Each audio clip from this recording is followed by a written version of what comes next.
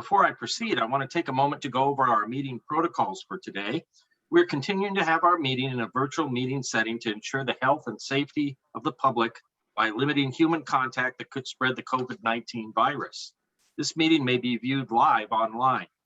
In an effort to best facilitate dialogue and discussion during today's meeting, I'm going to ask that the commissioners be mindful of muting their microphones when not speaking.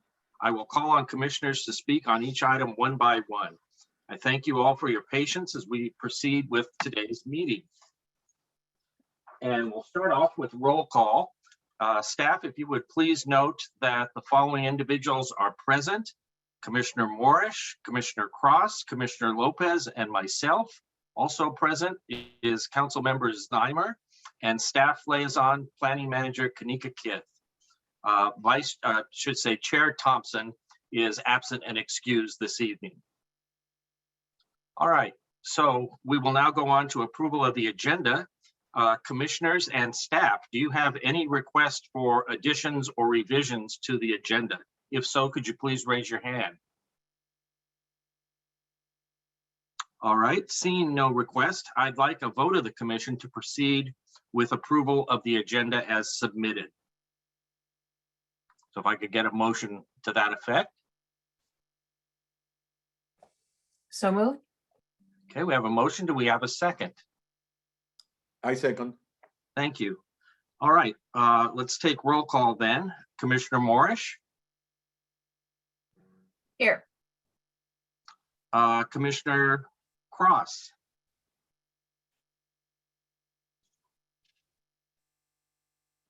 Commissioner Cross.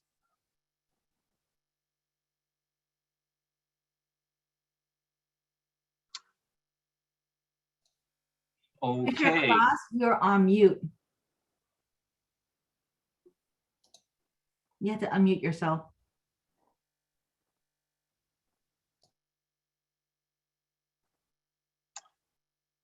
Perhaps while we're waiting for Commissioner Cross to unmute himself, I'll call on Commissioner Lopez. Here. And now Commissioner Cross.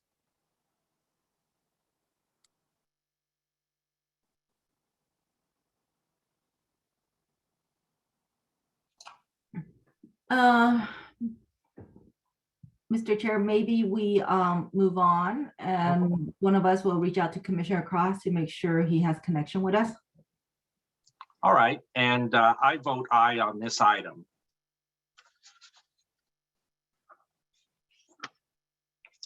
Okay, we're going to move on then to public comments and suggestions. The Cultural Heritage Commission welcomes public input. Members of the public were asked to provide comments to planning comments at southpasadenaca.gov by 12 noon today. Pursuant to state law, this commission may not discuss or take action on issues not on the meeting agenda, except that members of the commission or staff may briefly respond to statements made or questions. Staff may be asked to follow up on such items. Staff, did we receive any general public comments or suggestions? No, we did not receive any for this meeting. All right, thank you. Okay, then we will begin our first public hearing tonight. But before we proceed, I want to note that any public comments on the agenda items received have been posted on the website as additional documents and shall become part of the record for this meeting. Following the staff report and applicant's presentation, I will ask staff to call the applicant for a 3-minute rebuttal. We will begin with the public hearing item number 1, which is a certificate of appropriateness for 925 Palm Avenue.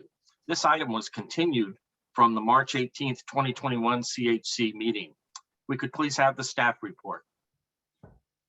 Mr. Chair, for this item, I have to recuse myself. So our planning director, Joanne Hankemer, is online to answer any question from the commission. And Anneli Gonzalez will be playing the presentation for you. So, okay, very good. Thank you. Hi, so I do have Commissioner Cross just before we move a little bit further on the phone, and I'll put him on speaker.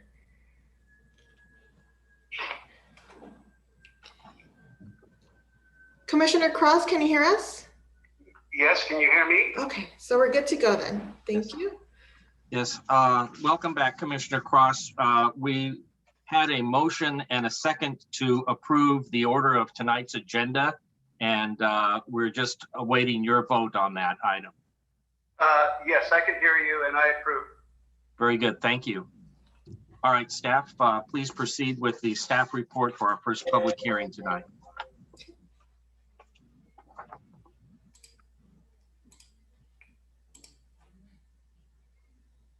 Host, can you please allow me to share my screen, please? I believe that would be Kanika. I will try to do that. Let me see if I can do that. Oh, perfect. Thank you.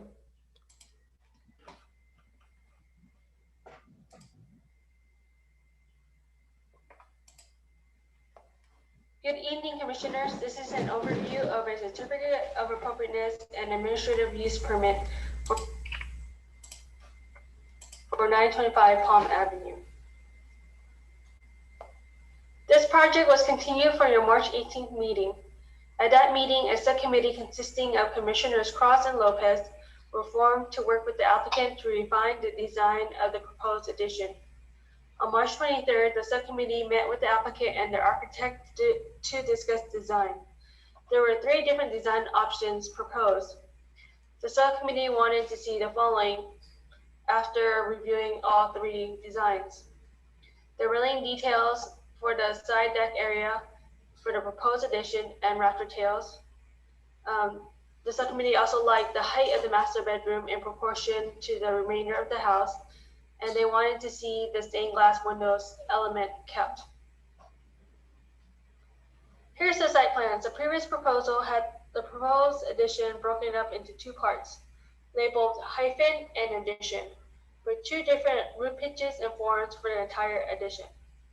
In the new proposal, it closely resembles the design when the project was first introduced to the Commission at your November 19, 2020 meeting. The floor plan has changed slightly from the new design.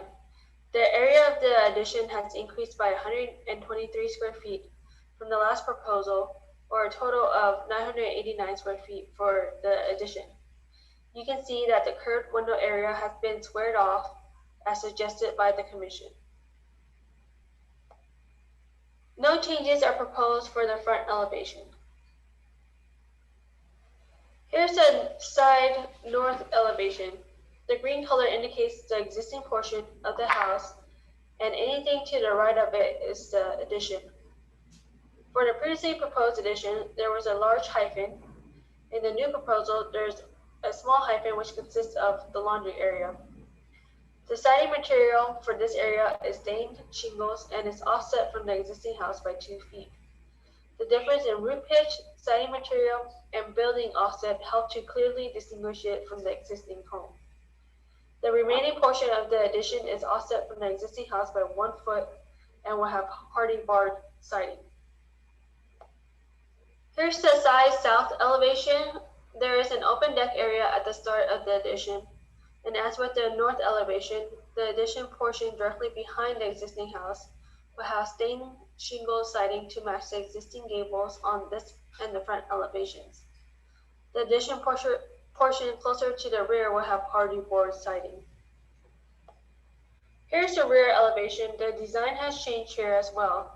The pergola has been placed behind the addition as originally proposed to the Commission back in November of 2020. There's windows around the French doors, and there is no break in the building plan as previously proposed. Staff recommends that the Commission approve the certificate of appropriateness and administrative use permit subject to conditions of approval. This concludes staff's presentation. Staff is available to answer any questions the Commission may have. Thank you.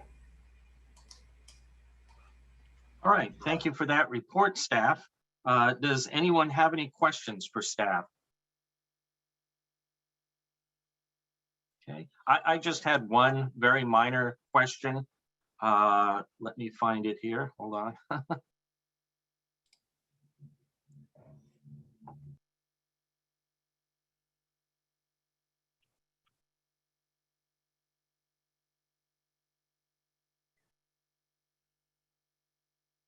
Okay, my question is on page 15 of the staff report.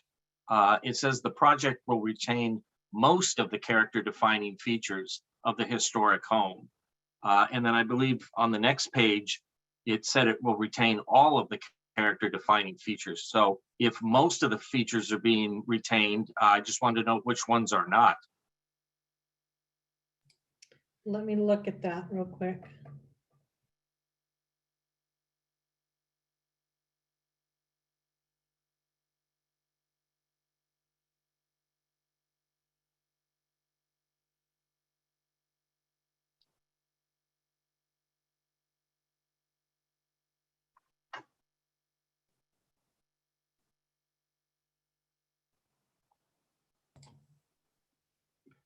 So Commissioner Gallatin, I think we'll probably need to refer to the architect after we listen to public comment. Perhaps they can provide that answer for us. Okay, very good. Thank you. There were no other questions from the commission for staff. So at this point, I will open the public hearing. And staff, were there any public comments for this item? There were no public comments. Thank you. Do we have a presentation from the applicant? Yes, Vice Chair Gallatin could go ahead and play that for us. Thank you. You're welcome.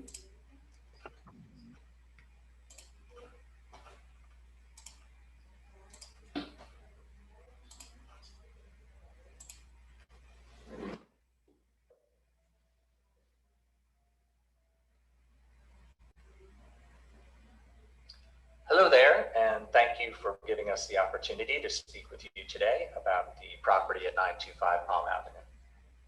My name is Derek Vaughn, and I own 925 Palm Avenue along with my wife, Christina. It's our family home, and we hope to retire there someday. My wife and I are committed to and love South Pasadena. In fact, we own 2 residential homes here. One is 925 Palm, and the other is at 444 Oaklawn Avenue. Since we purchased 925 Palm Avenue in 1999 as a true fixer-upper, our goal has been to preserve and restore as many functional historic features from the original 1903 structure as possible.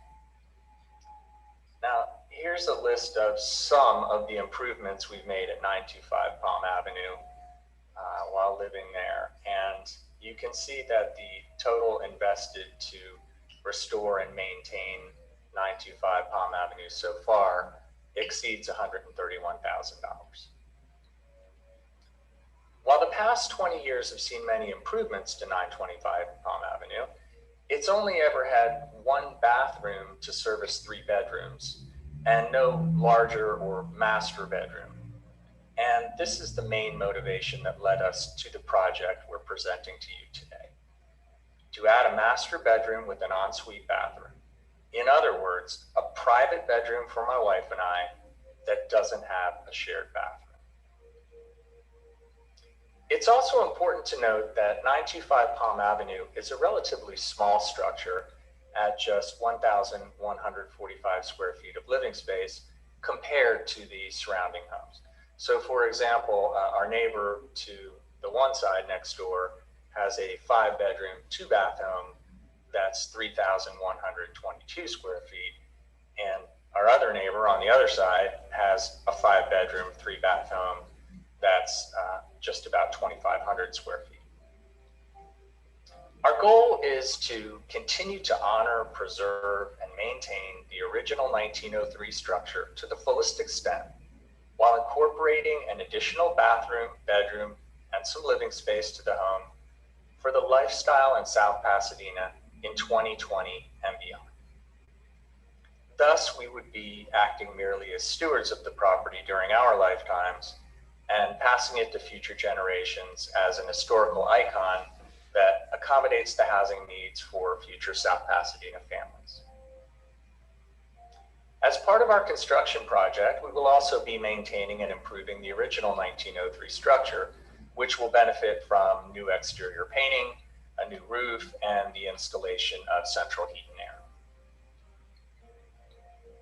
In concluding, I'd like to just mention what this project will do for South Pasadena. It increases the housing stock by adding additional functional living space. It will increase the property tax base for the local South Pasadena government and its projects. It protects the historic nature of 925 Palm Avenue in the Palm Avenue Historic Corridor for the foreseeable future. And it also creates jobs for local architects and numerous tradespeople and income for local vendors. For example, our architect is from South Pasadena, and all of our hardware and tile are locally sourced from Mission Tile in South Pasadena as well. So Christina and I look forward to hearing your thoughts on our project at 925 Palm Avenue. And thank you again very much for helping us out. We truly appreciate that.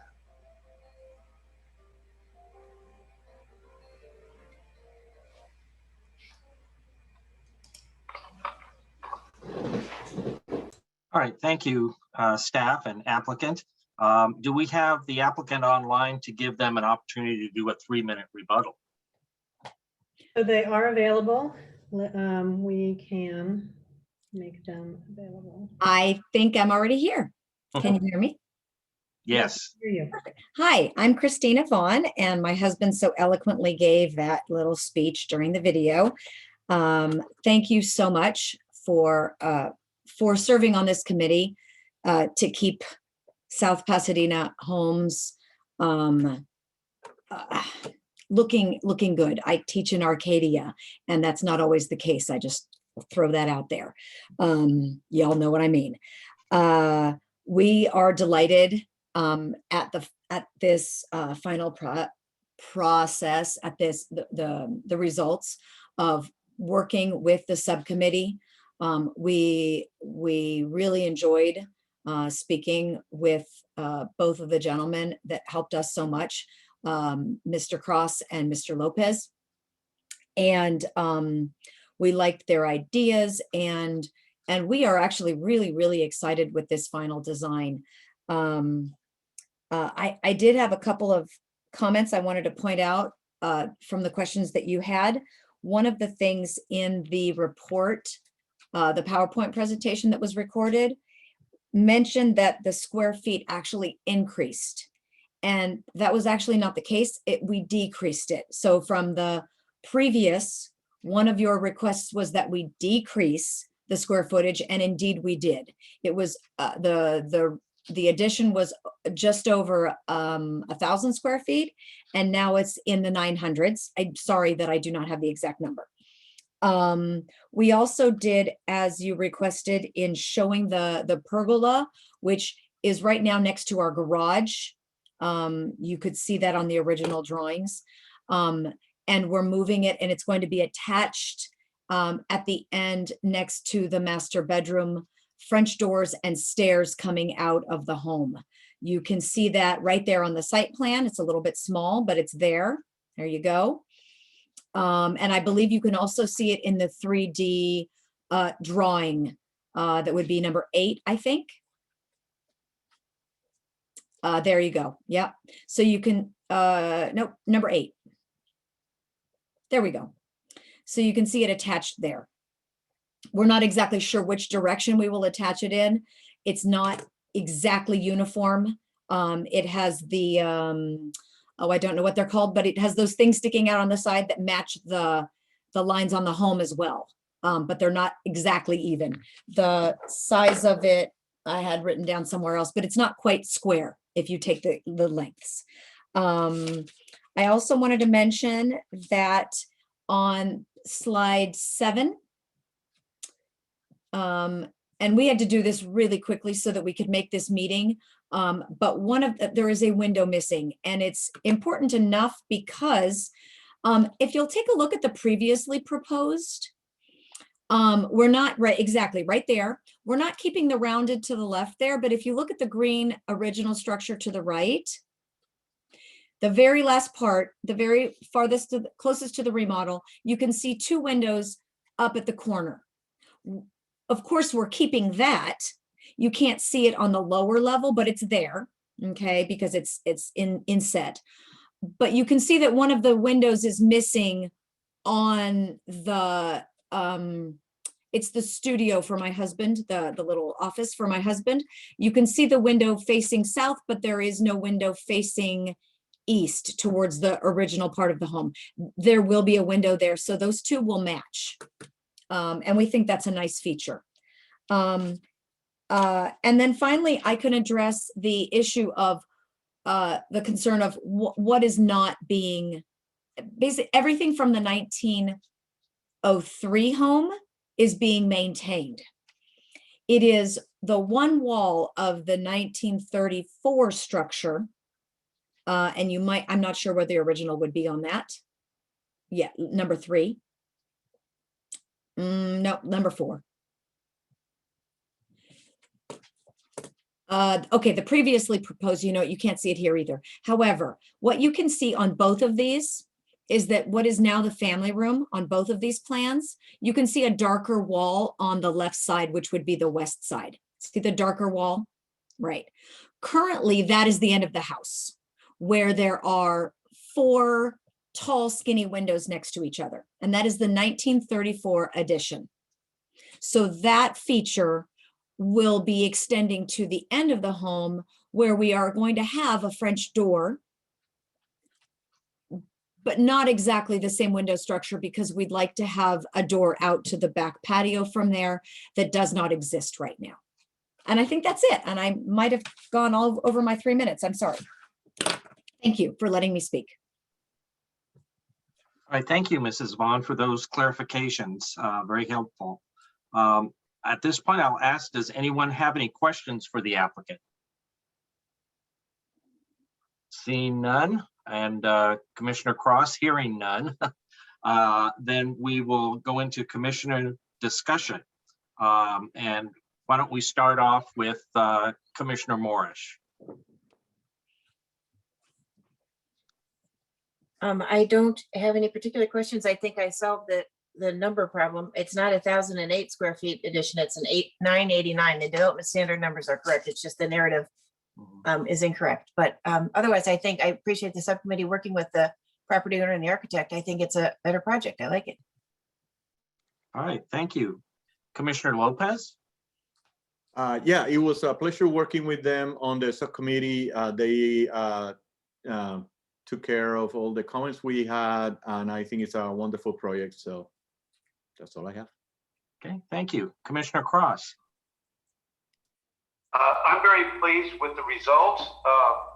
And I would just like to add to what's been said, which is that the existing house has been earthquake for the foundation tied down and has been improved, which I think is a very important undertaking, and that's already been accomplished. So I'm prepared to move forward with approval on this. Very good, thank you. For my part, I'm very pleased with the new proposal. I feel that it is more compatible clearly than the previous proposal. And I really appreciate the work of our subcommittee. I appreciate the architects' responsiveness to their suggestions. And mostly I appreciate the patience of the Vaughns as we work through this process. And again, I'm very pleased with the result of all of their efforts. So that concludes my comments. At this time, would someone like to make a motion? Yeah, I'd like to make a motion to approve the projects as submitted. I can't remember all the different things that I'm supposed to say. It follows all the conditions, and I get somebody can remind me of those, and I can say it. So, Commissioner Lopez, then you're making a motion to approve per the staff's recommendation. Correct. Okay, very good. We have a motion. Do we have a second? I'll second that. Okay, it's a bit of a tie there, but I think Commissioner Cross got in right under the wire. So we have a motion and a second. Motion by Commissioner Lopez and second by Commissioner Cross. We'll now take roll call. Commissioner Morris. Aye, yes. Commissioner Cross. Aye. Commissioner Lopez. Yes. And I vote yes as well. The motion passes by a vote of 4-0. This project is approved, subject to the conditions of approval. This decision is final unless an appeal is filed within 15 days from today. No construction or activity may commence during this period. Appeal forms may be obtained from the city clerk's office. So now we go on to public hearing item number 2. And I believe Kanika is going to be rejoining us. So let's give her a minute to come back. Thank you. I'll let her know.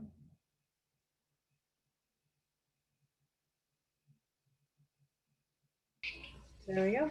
Okay. Okay, thank you. All right, so public hearing item number 2 is a certificate of appropriateness for 1020 Milan Avenue.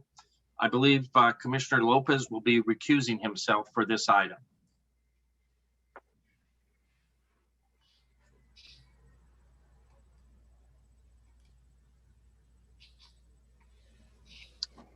Okay, this item was continued from the March 18th, 2021 CHC meeting and is being requested to be continued to our next meeting in May. Commissioners, please raise your hand if you object or would like to have a discussion. Vice Chair Gallatin? Yes. Reminder that Commissioner Cross is on the phone, so we wouldn't be able to see if his hand raised or not. So, right. Anelli, could you ask Commissioner Cross? No objection. Very good, thank you. And seeing no objections, as well as hearing no objections, could we have a motion and a second to move this project to our meeting in May? So moved. Okay, we have a motion. I will second the motion. And so a motion made by Commissioner Morris, seconded by myself. Now roll call. Commissioner Cross. Aye. Commissioner Morris. Aye. And I vote aye as well. The motion passes unanimously by a vote of 3-0. This item is continued to the regular meeting of May 20th, 2021. We will now move to item number 3, which is a recommendation to City Council to designate 1016 Orange Grove Avenue as a local historic landmark property and enter into a Mills Act contract. Can we please have the staff report? Anelli Gonzalez is a project planner on this item, and she'll give you a presentation. Thank you. And also note for the record, Commissioner Lopez is back with us as well. Yes, thank you. Thank you.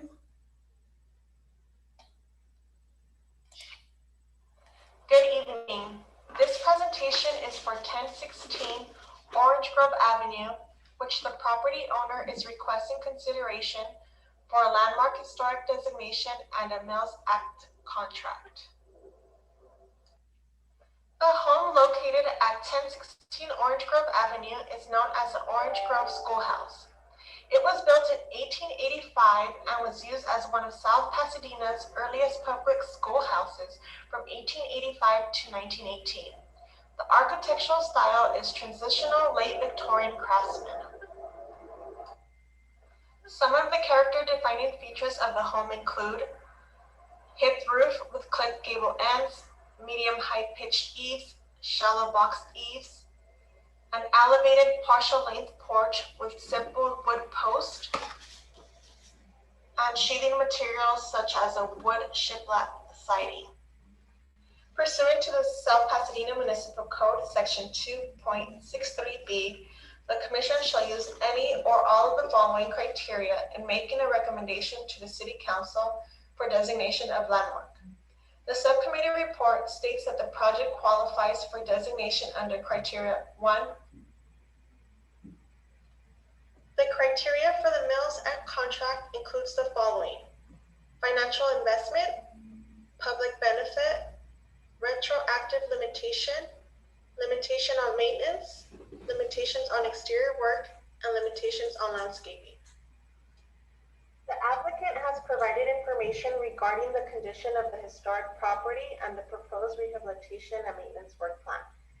The following is a list of the restoration items, including seismic retrofitting, window and wood beam repairs. The total cost of the proposed scope of work is $210,000. The total tax savings for the owners is estimated at $126,000. The financial analysis for the project is included in the Rehabilitation and Restoration Plan and Maintenance Program. It is recommended the Cultural Heritage Commission to review and recommend historic landmark designation and Mills Act contract for 1016 Orange Grove to the City Council. This concludes my presentation. Thank you.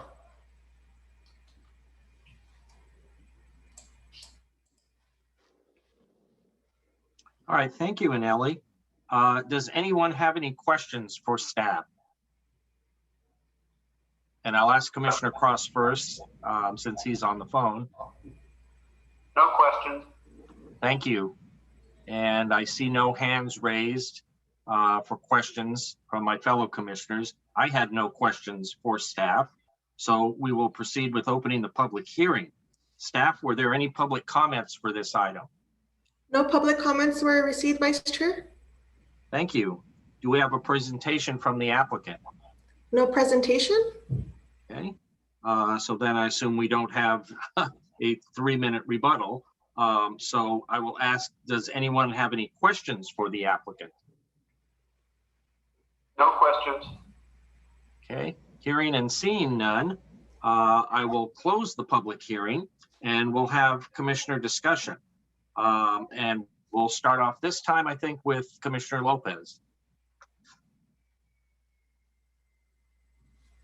I think this is a beautiful an important structure for the city, being an old schoolhouse. So I would definitely agree with the recommendations of the of admin, and yeah, approve this historic landmark designation.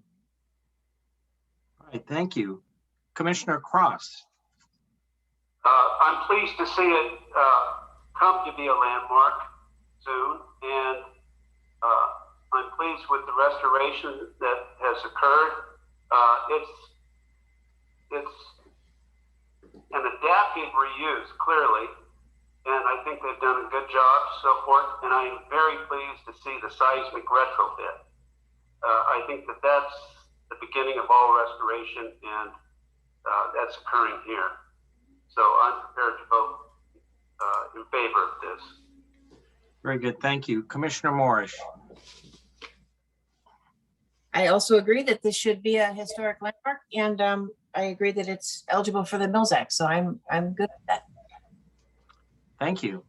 I would just add that it was a pleasure to serve on the subcommittees with Vice Chair Thompson and draft the reports that you have tonight on both the landmark nomination and the Mills Act application.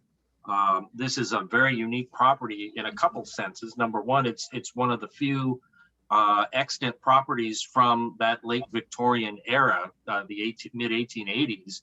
Number two, it's unique, as Commissioner Cross alluded to, by its varied uses over the years, beginning life as a schoolhouse and then later a Boys and Girls Club house, and then a duplex, and now a single family home. So a great example of adaptive reuse and the resiliency of a historic building over time to adapt to many different uses.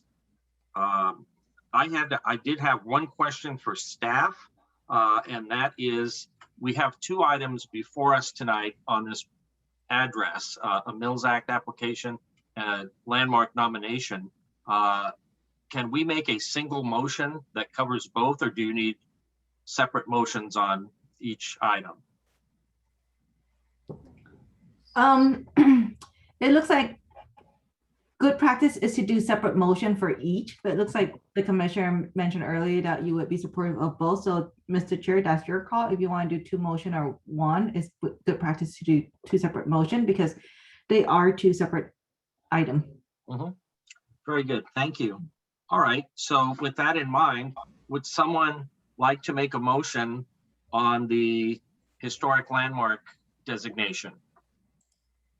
I would make a motion that we recommend to the City Council that 1016 Orange Grove is designated as a local landmark. Okay, thank you. We have a motion. Do we have a second? Yes. Seconded by Commissioner Lopez. Okay, we will take roll. Commissioner Morris, Yes. Commissioner Cross, Yes. Commissioner Lopez, Yes. and I vote yes. So the motion for designated or recommending designation as a historic landmark passes by a vote of 4-0. And now I will ask for a motion on the Mills Act application. I would make a motion that we recommend to the city council that we enter into a Mills Act for the property at 1016 Orange Grove. Thank you. Do we have a second? I second. All right, motion and second. Roll call. Commissioner Morris, Yes, aye. Commissioner Cross, Yes. Commissioner Lopez, Yes. and I vote yes as well. So the motion on the Mills Act contract passes by a vote of 4-0, recommending approval of a Mills Act contract by the City Council. Our next public hearing item, number 4, is a certificate of appropriateness for 1716 Linden Street. I will have to recuse myself from this item because my home is within the 500-foot conflict radius. Commissioner Morris, would you please chair this item? Yes, I will. Thank you, Vice Chair Gallatin. Staff, may we have the staff report, please? Yes, thank you.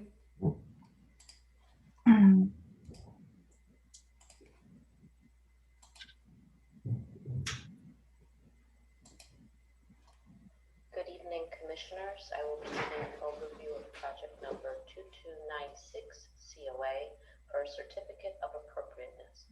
The project representative is Patrick Sherbinsky. The project proposes the demolition of 295 square feet to the rear of the existing house and demolition of an existing 274 square foot one-car garage. The project proposes a single-story addition of approximately 1,080 square feet and construction of a new 400 square foot detached carport. The project is categorically exempt, Section 15301, Class 1 existing facilities, and Section 15331, Class 31, historical resource restoration. The home is located in the Marengo School Craftsman District. The project site is a rectangular lot that is surrounded by single-family homes. An alley runs behind the property. Marengo Avenue is located to the east, and Pacific Alley is located towards the north. Here is a photograph of the existing home. The existing historic structure is an 890 square foot single-story bungalow, built in 1922 in a craftsman bungalow style. Here is an image of the existing and proposed site plan for the project. The red boxes are the proposed areas to be demolished, and the blue boxes are the proposed additions. Here is an image of the existing and proposed roof plan for the project. The red box is the proposed area to be demolished, and the blue box is the proposed addition. The proposed single-story addition to the rear of the home would include hip roofs and will be partially visible from the street. The new roof will follow the same pitch as the existing roof. Asphalt shingles will match existing roof, and the new eaves will be identical to the existing. These are the existing and proposed south elevations, the front of the home. The existing height of the home is 14 feet 4 inches, and the proposed height is approximately 16 feet 9 inches. The applicant is proposing to restore and rebuild the front porch and chimney due to structural integrity issues. All existing windows, which are not structurally damaged, will be retained and preserved. Here we have an image of the west elevation. The siding on the new addition will have a 6-inch spacing compared to the 3-inch spacing of the historic structure. The new roof will have the same pitch and clipped gables as the historic roof. Here is the north elevation, which is the rear of the home. An outside patio is proposed, and new shingle detail will differentiate the addition from the historic structure.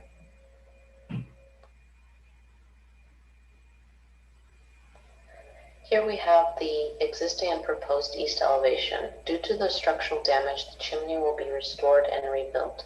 The proposed project will use restored original beveled redwood siding for the addition and will remove all existing siding panels to reveal original beveled redwood siding. The The existing detached 274 square foot garage is proposed to be demolished. An additional covered parking space is required for the proposed project to be in compliance with existing zoning code requirements. A historic resource evaluation was completed, which found that the detached garage is not a significant character defining feature of the residence. A new 400 square foot carport is proposed. It will provide 2 covered parking spaces. The carport will match the style of the existing home and will consist of wooden posts with a roof matching the material, color, and slope of the home. Staff has added the following conditions of approval. If chimney restoration is required, the restoration shall follow the Secretary of Interior standards for rehabilitation. Additionally, the existing bricks will be reused, or if not possible, they shall match the existing bricks. The chimney restoration will match the original details of Corbo. The restoration of the front and side porch shall also follow the Secretary of Interior standards for rehabilitation. New concrete porches at the front and side of the house will use radius edges and hand-tool joints to match existing. Saw-cut joints will not be acceptable. This does not apply to the new deck at the rear of the house. If lateral bracing at new carport will be visible from outside, the applicant shall submit the design for chair review prior to building permits. The wood siding on the addition in the rear will have a 6-inch exposure compared to the 3-inch exposure seen on the historic structure. Staff recommends that the Cultural Heritage Commission approve the certificate of appropriateness for the proposed single-story addition of approximately 1,080 square feet for 1716 Linden Street, subject to conditions of approval.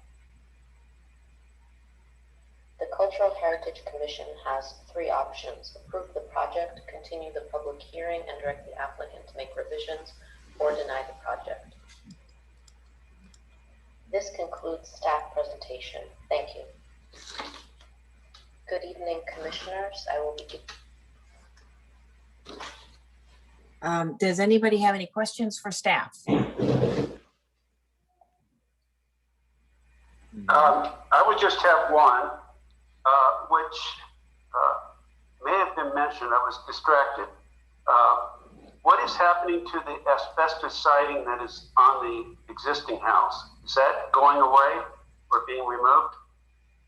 Yes, so the asbestos siding, they will remove it to show original redwood siding, I believe, in the bottom.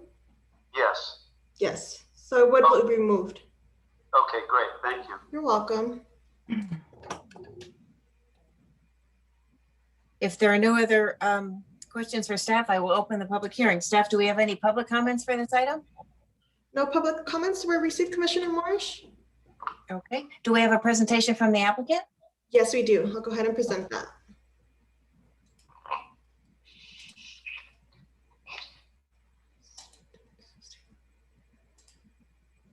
We are going to take the next few minutes to walk through the project scope, objectives, and details for our proposal of a renovation and addition to the residence at 1716 Linden Street, designed by Patrick Serpicki, architect with Studio Build, California.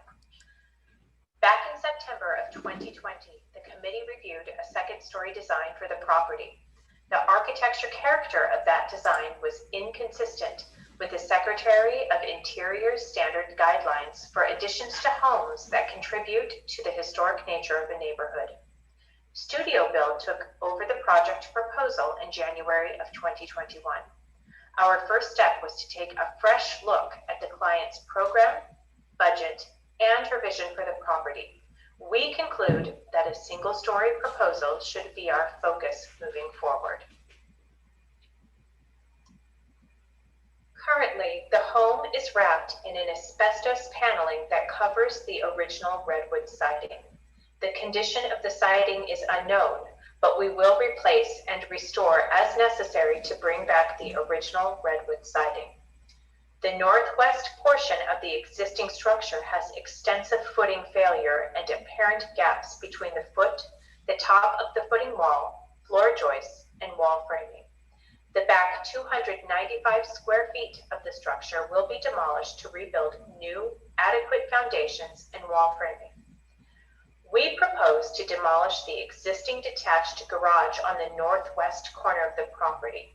A historic resources assessment report was conducted in November of 2020. The report concluded that the detached garage on the subject property does not contribute to the feeling and setting of the subject property or the potential historic district because it is utilitarian in design and function and does not possess the character-defining features of any style of architecture. The front patio has substantial cracks with differential settlement to the southeast corner. The existing brick chimney has major visible structural failure and is a risk to public life safety. We will replace the front raised patio and its exact dimensions using tooled control joints and rounded corners that mimic the original structure. The brick chimney design has been accurately documented and will be rebuilt in the same dimensions with corbel detailing. If the condition of the existing bricks does not allow them to be reused, reclaimed bricks will be used with the proper mortar type for the historic restoration. We have conducted a structural observation report to help us highlight the existing conditions of the property that pose life safety danger for the occupants and the public. Planning staff has reviewed this report. As we move forward, we will determine a strategy to rebuild and recreate the highly visible character details that satisfy current building code requirements.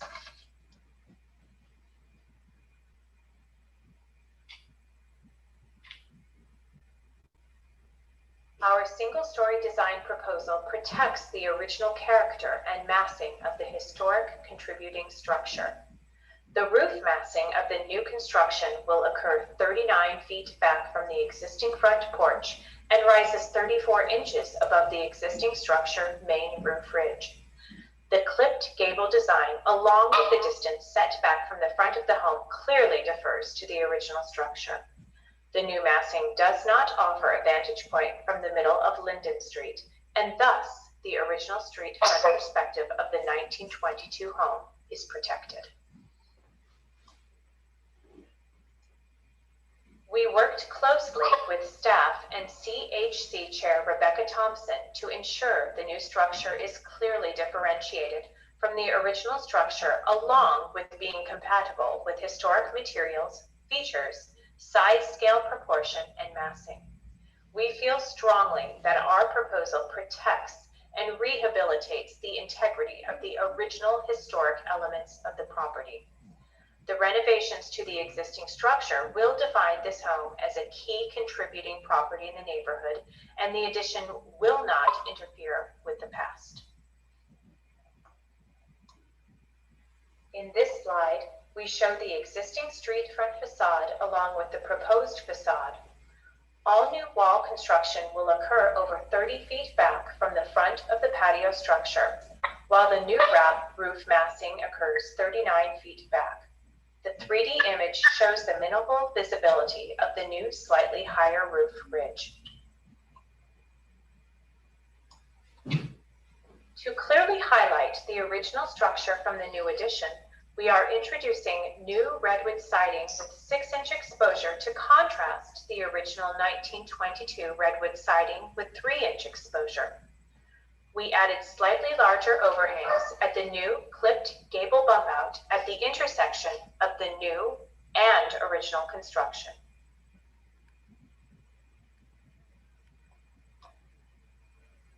For the materials and color palette, we have chosen an off-white color for the siding and trim, with a dark charcoal accent for window frame, sash, and grid pattern.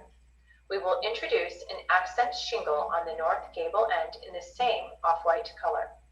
For the roof, we have chosen a heavyweight asphalt shingle with maximum definition. It will be a dark charcoal color and perform with cool roof certification. River Rock accent landscape walls will frame the raised outdoor living deck.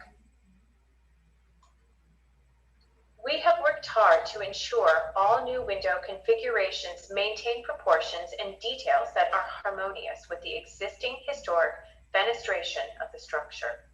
We have continued with the 9 light prairie window grids for the new taller windows. We have also respected the triptych layout of windows that adorn the original structure. For smaller windows, we have replicated a grid layout used on the existing rear portion of the structure that was demolished. Existing windows and doors with high visibility from the street will be refurbished with new glazing, putty, and paint. Existing windows that have been determined beyond repair due to structural failure will be rebuilt by window specialty shops to match the existing frame, sash, grid pattern, and glazing details. All new windows and exterior doors that occur in the new addition will be dual glazed wood windows manufactured by Sierra Pacific Doors and Windows. Staying with the single-story structure did offer design challenges in maintaining adequate outdoor living and play space for the young family.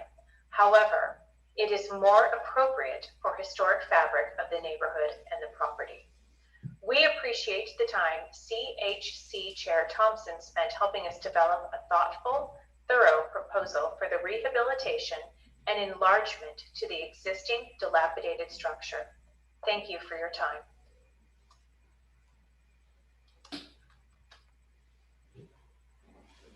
Thank you for that report. That was excellent.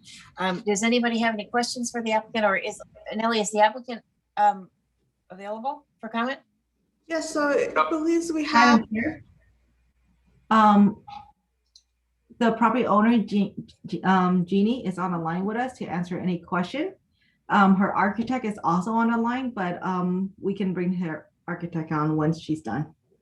Okay. Does anybody have any questions either for the property owner or the architect? No questions.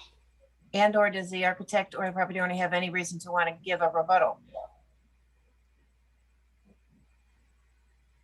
Jenny, I'm sorry. You're on mute. Yes, I'm here. I wasn't anticipating speaking at all today. I'm sorry. Okay. That was a thorough report. You don't need to. I don't have any questions. I think that was an excellent report. It's hearing no other questions, I will close the public hearing now, and then discuss this with the commissioners. Does anybody want to start? I can start. I think it's a beautiful proposal. I love the way the volumes have been articulated. I like the slightly taller volume to separate the new from the existing, and the articulation of the volumes on the north and south elevations, I'm sorry, east and west elevations are quite lovely, and with the proper scale. I love the windows. So yeah, I think all the elements are there. I think it's quite wonderful. Thank you, Commissioner Lopez. Commissioner Cross, do you have any comments? Or only that I think what's proposed will be a welcome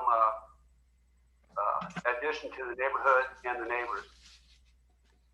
I agree. I do not have any comments. I too am glad to see that the second story, they were able to achieve their goals without having to go to a second story. I like this design a lot, and I hope that the family enjoys this house. I think it's a clever use of that property. Would anybody like to make a motion?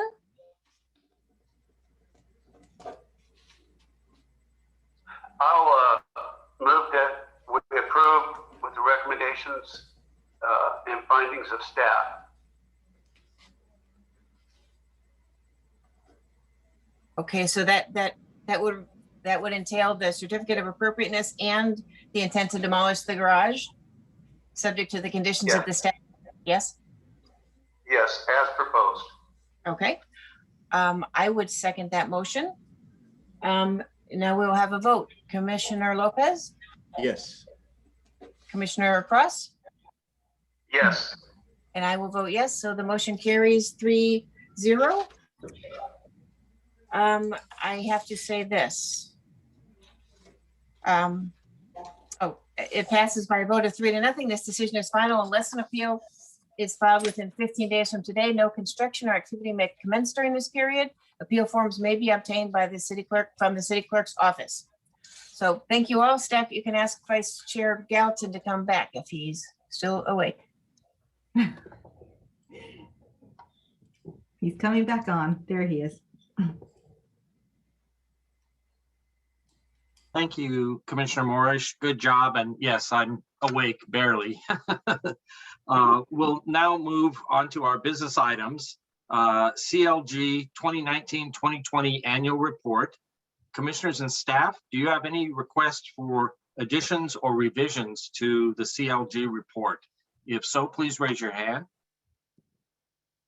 Commissioner Morris.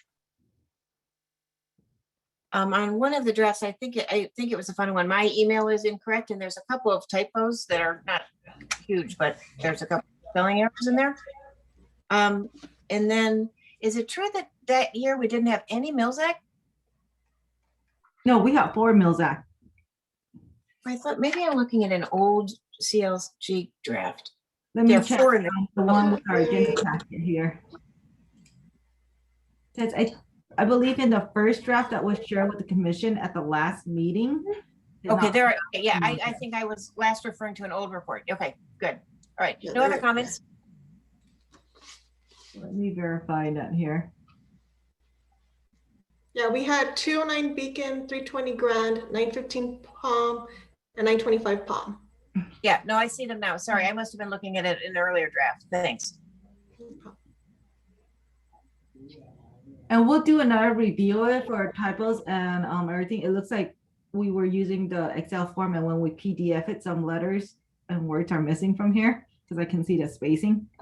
So Anelli, when you PDF it for resubmittal, please make sure we do the edit PDF. Thank you. All right, thank you, Commissioner Morris. And I neglected to ask Commissioner Cross verbally whether he had any revisions or additions to the CLG report. No, I don't. Very good, thank you. All right, so seeing no other requested additions or revisions, I would like to have a vote of the commission to proceed with final approval of the CLG report as submitted. Staff, do you need a motion on this?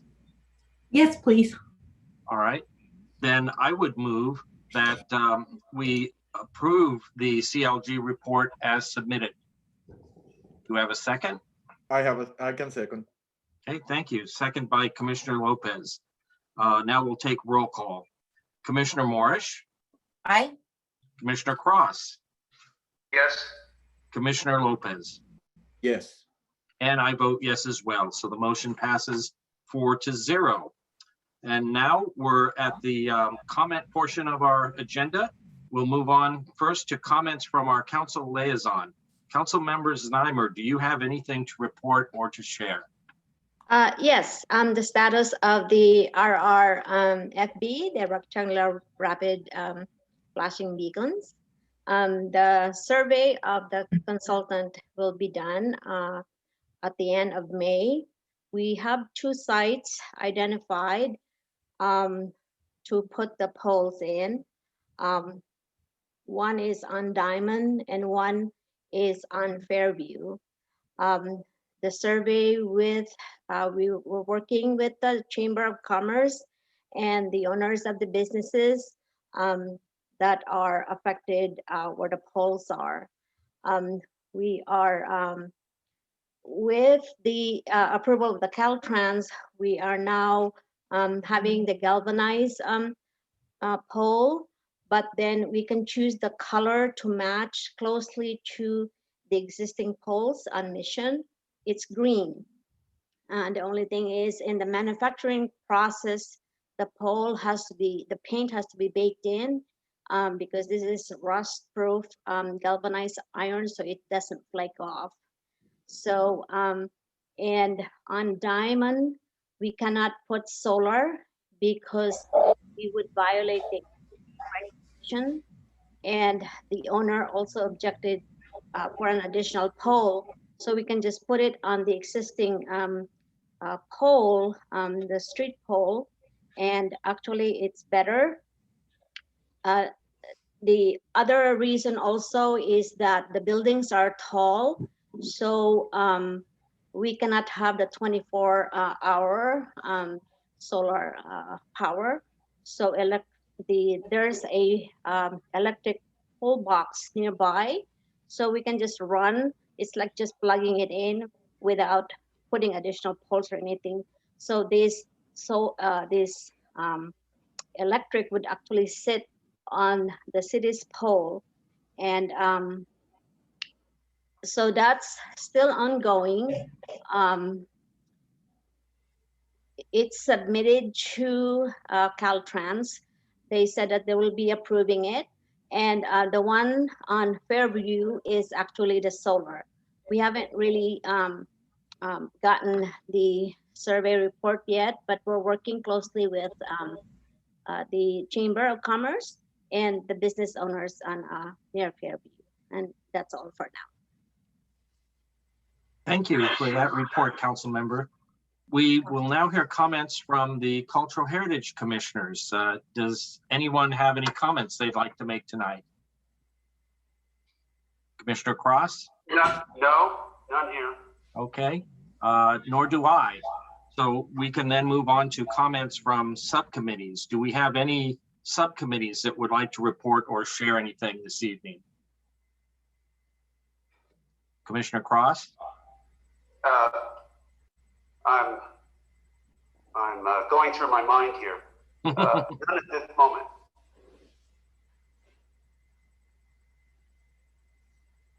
All right. I don't see any other commissioners raising their hands.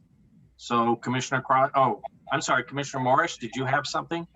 Well, Commissioner Crest and I had a meeting with the folks up on what's it for the Mills Act house. Mm-hmm. Oh, Bank Avenue. Lisa Padilla's house, yeah. So they're going to submit their numbers and we're going to go forward with that. But they're moving forward full steam. Okay, very good. All right, seeing nothing further from our subcommittees, we'll now go to comments from the South Pasadena Preservation Foundation liaison, yours truly. It's been a busy month for SPPF. As you probably know, SPPF hosted a community forum on March 25th to introduce our proposal for the acquisition and disposition of the Caltrans properties, introduce that proposal to the community. The city subsequently held another forum on the 29th of March to introduce to the community and take questions from the community about Senate Bill 381, which is Senator Anthony Portantino's legislation that would affect the acquisition and disposition of the Caltrans homes. Council took up this matter on April 7th and reached a consensus that they wanted to have an additional round of community outreach. And so yesterday, there was a meeting held, a virtual meeting, which lasted 3 hours and very productive hours, in my opinion, in which the proposed amendments to 381, amendments proposed by SPPF, were reviewed and discussed and explained in great detail. So again, I want to thank the city and the city staff for having that opportunity to help, again, educate the community about all the options that are out there vis-a-vis the Caltrans properties. And I especially want to thank Joanna Handkammer, who did a great job as a facilitator of the meeting. Really helped to cover a lot of ground and make that a very smooth meeting. So again, thanks to everybody involved. Okay, now it's time for comments from staff. Kanika? Yes, thank you. So I want to introduce Marina. Marina, you have to correct me if I'm saying your last name wrong. Marina Kosteleva. She is sitting in for us and helping us out in our planning operation while Melinda is on maternity leave. So she'll be with us until Melinda comes back. So I would like Marina to give a little introduction about herself so the commission can get to know her. You can reach her by email or phone. Marina? Oh, we cannot hear your audio, Marina.